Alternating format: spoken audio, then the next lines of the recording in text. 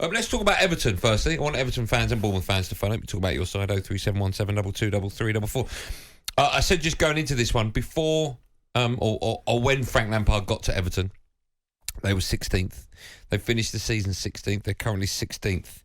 They've played 14 games. They've won just 3. They've lost 6. They've lost twice as many games as they've won. He spent round about £80 million. Are they in a better position now, Everton, than before he turned up? I think the football that they're watching is better. Under Rafa was a little bit static, very pragmatic, the football that they were playing. Any other words you want to rhyme with? No. Okay. Stagnatic. That's it. Stagnant? Not even a word. You said about rhyming with a word. I meant words that existed, rather than just make up words. But no, I mean, they're not... What were the words you used? I can't remember. Stagnatic was one. What was the other one? Pragmatic. Yeah, and what was the last one? Stagnatic. I can't remember that one.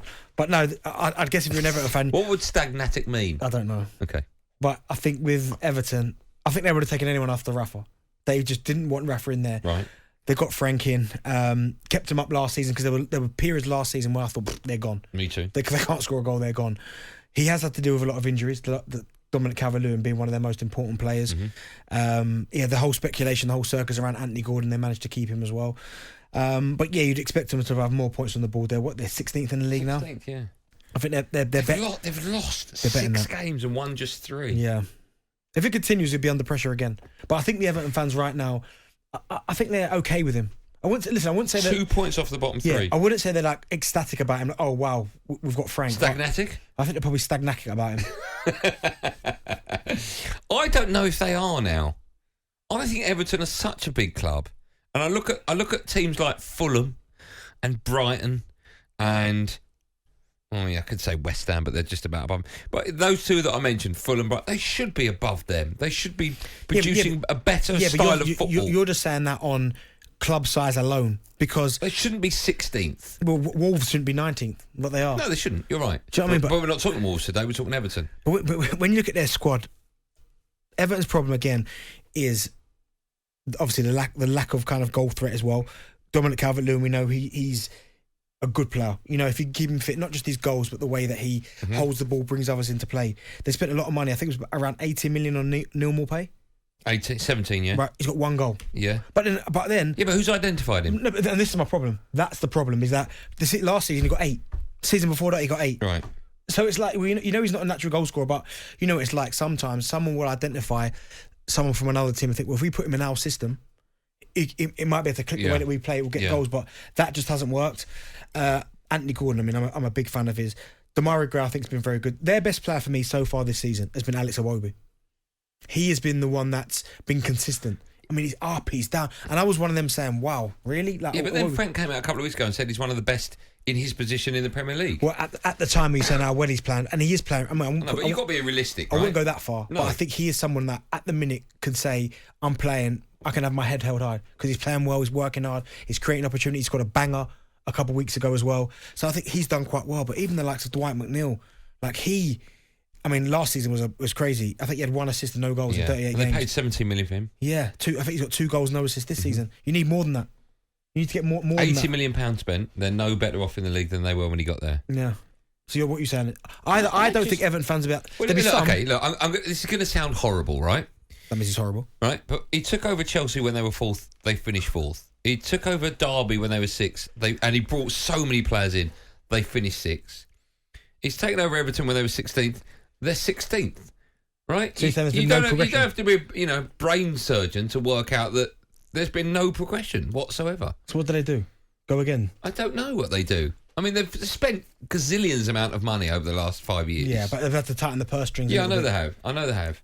But I look at Everton. It's a backhanded compliment, right? Everton are a massive club. They are, right?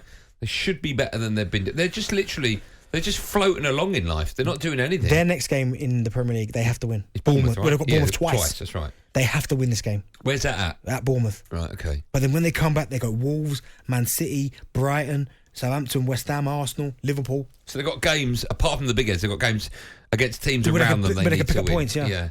Someone's put problematic. There's another one, rather than stagnatic. So we'll take calls from Everton fans, 03717223344. We'll talk about Bournemouth. I mentioned there, just going into the news, I'm a big fan of Gary O'Neill, right? I really am. Bournemouth at the moment, they're currently just above the drop zone in 17th. Ironically, just below Everton, actually, by what, a point? They were 8th not that long ago. I know. Game against Spurs, they were 2-0 up, lost 3-2. Game against Leeds, 3-1 up, lost 4-3. What's gone wrong?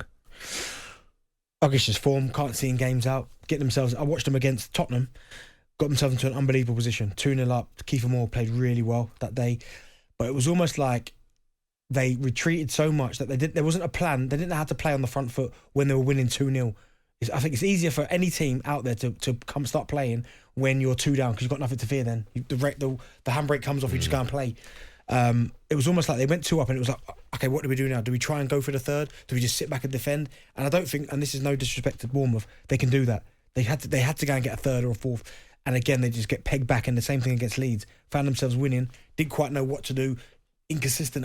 Do we go and try and get more, or do we just sit? And Leeds obviously came back. But I do feel for Gary because he had a really good run. I think it was 6 games, hadn't been beaten. It was almost like that's when he should have got the job.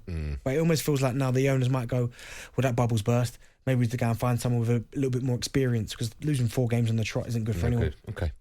Who do you see winning this one tonight? Bournemouth against Everton. It's in the Carabao Cup, it's 3rd round. It's live on talkSPORT. talkSPORT 2. It kicks off at 7:45. Benny, what would the score be? I'm going to go for a Bournemouth win. Are you? Do you think Everton will just stay down there all week? Must do, right? What do you mean all week? Would you? Oh, I see. Because the game is the weekend. Same place. Might as well just stay there all week. No. Now. What, go back? What day does it say? Tuesday? Yeah. Yeah, of course they'll go back home. Oh, I thought it's not that far. It's not like they're going to Australia. Yeah, I might stay down there, acclimatise. It's a very good point. You don't want to be stagnatic, do you? No, exactly. talkSPORT Drive with Andy Goldstein.